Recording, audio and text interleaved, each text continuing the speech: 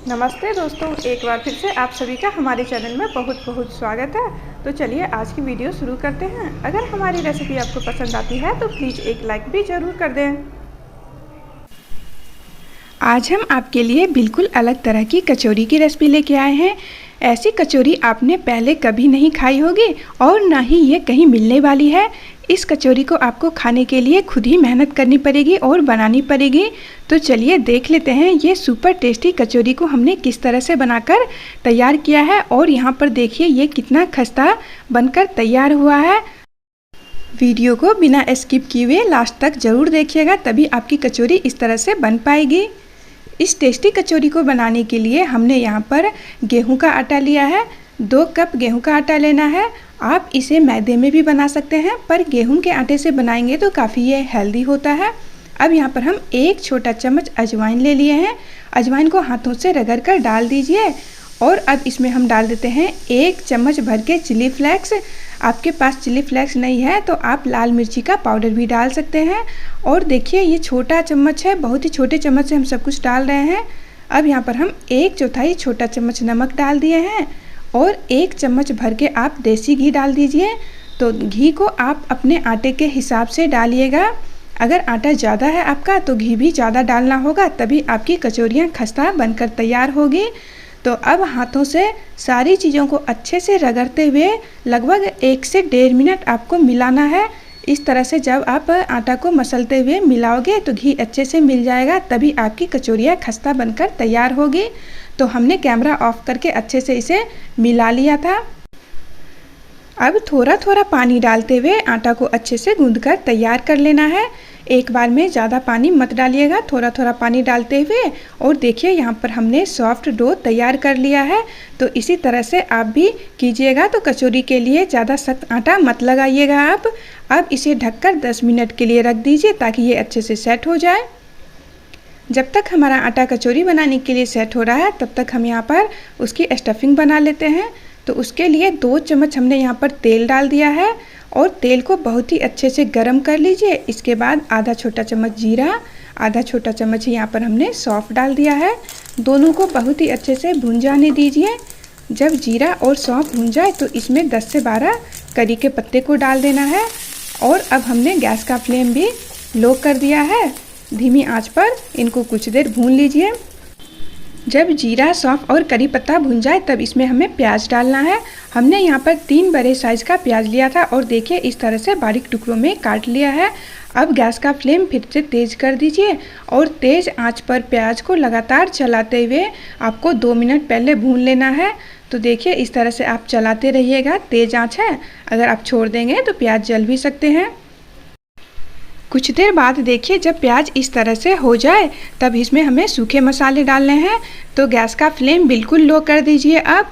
और यहाँ पर हम आधा चम्मच से थोड़ा सा कम मिर्ची का पाउडर डाले हैं और इतना ही हमने धनिया का पाउडर डाल दिया है। और 1/4 यहाँ पर हल्दी का पाउडर डालिएगा, हल्दी 2 से 3 चुटकी ही बस। और यहाँ पर हमने चाट मसाला डाल दिया है थोड़ा सा, और नमक 1/4 डालिएगा। हमने इसमें चाट मसाला भी डाला है तो उसमें भी नमक होता है। तो नमक आप अपने स्वाद के अनुसार और जितना आपका प्याज है उस हिसाब से डालिएगा। अब सारी चीज़ों को धीमी आंच पर इस तरह से चलाते हुए 1 से 1.5 मिनट भून लीजिए। और जब मसाले भून जाए तब आपको धीमी आंच पे ही प्याज को ढक देना है और ढककर 2 मिनट के लिए पकने देना है। 2 मिनट में प्याज और भी बढ़िया से सॉफ्ट हो जाएंगे। तो देखिए कुछ देर हमने ढककर इसे पका लिया था। मसाले भुन गए हैं और प्याज भी सॉफ्ट हो गया है। प्याज को हमें इसी तरह से रखना है, इससे ज़्यादा हम इसे नहीं पकाएंगे।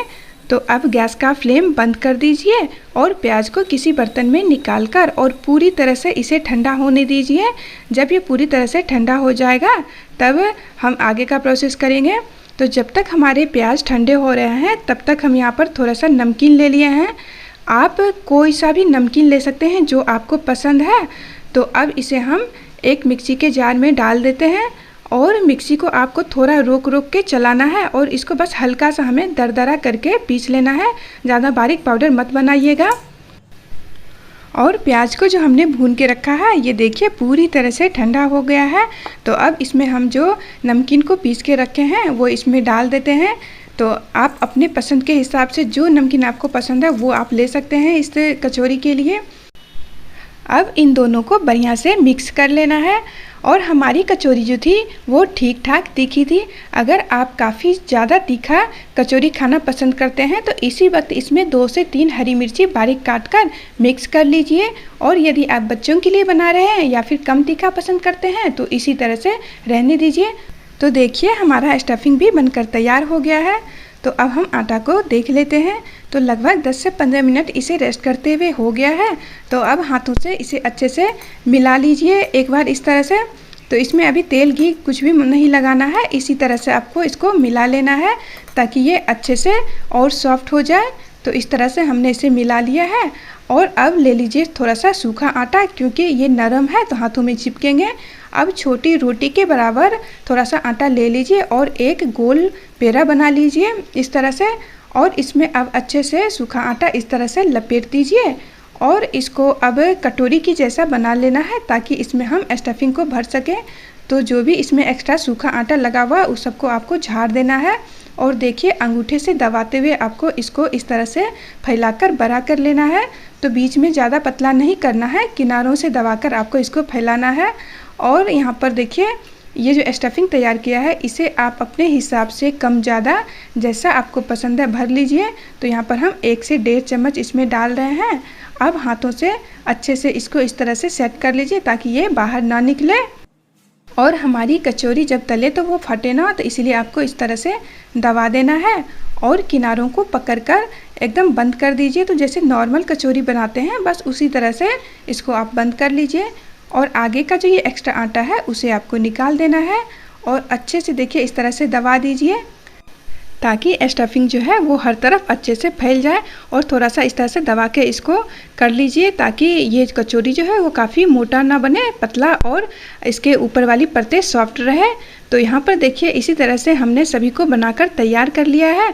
तो चलिए अब इसे हम फटाफट से तल लेते हैं। बनाने के बाद इसको आपको ज़्यादा देर के लिए नहीं रखना है, ऊपर की परतें सूखने नहीं देना है।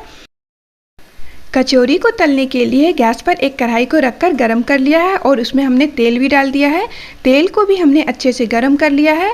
तेल को बहुत ही ज़्यादा गरम नहीं करना है, मीडियम गरम तेल में आपको एक एक करके सारे कचौरी डाल देना है और गैस का फ्लेम बिल्कुल लो कर देना है।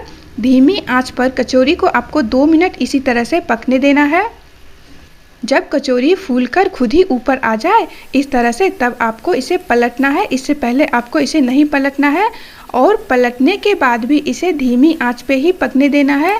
गैस का फ्लेम कभी भी आप तेज मत कीजिएगा, धीमी आंच पे ही इसे पकने देना है, तभी ये अंदर से अच्छे से सिकेंगे, नहीं तो ये कच्चे रह जाएंगे। तो बीच में देखिए थोड़े जगह थे तो हमने 2 कचौरी और भी डाल दी है। और अब इसे अच्छे से अलट पलट करते हुए जब तक ये पूरी तरह से सिक ना जाए तब तक आपको इसे पकने देना है। कुछ देर बाद देखिए दोनों तरफ से कचौरी हमारी बहुत ही अच्छे से सिक कर तैयार हो गई है और हमने इसे धीमी आंच पे पकाया है तो ये एकदम अंदर तक अच्छे से बनकर तैयार हो गई है। जब इस तरह से कचौरी सिक जाए तो फटाफट से तेल में से निकाल लीजिए। तो कचौरी को कढ़ाई के साइड में करते हुए जो भी इसमें एक्स्ट्रा तेल है सबको निकल जाने दीजिए और इसे आपको निकाल लेना है। तो आप इस कचौरी को एक बार ज़रूर ट्राई कीजिएगा। ये कचौरी खाने में बहुत ही ज़्यादा टेस्टी लग रही थी। इस कचौरी को आप हरे धनिए की चटनी या फिर किसी भी अपनी मनपसंद चटनी के साथ खा सकते हैं। तो एक बार बनाइएगा आप और आपको कैसी लगी कमेंट करके ज़रूर बताइएगा। आज की मेरी वीडियो यहीं तक। अब मिलती हूँ आप सबसे अपनी नेक्स्ट वीडियो में नई रेसिपी के साथ। यहाँ तक बने रहने के लिए आप सभी का बहुत बहुत धन्यवाद। Thank you.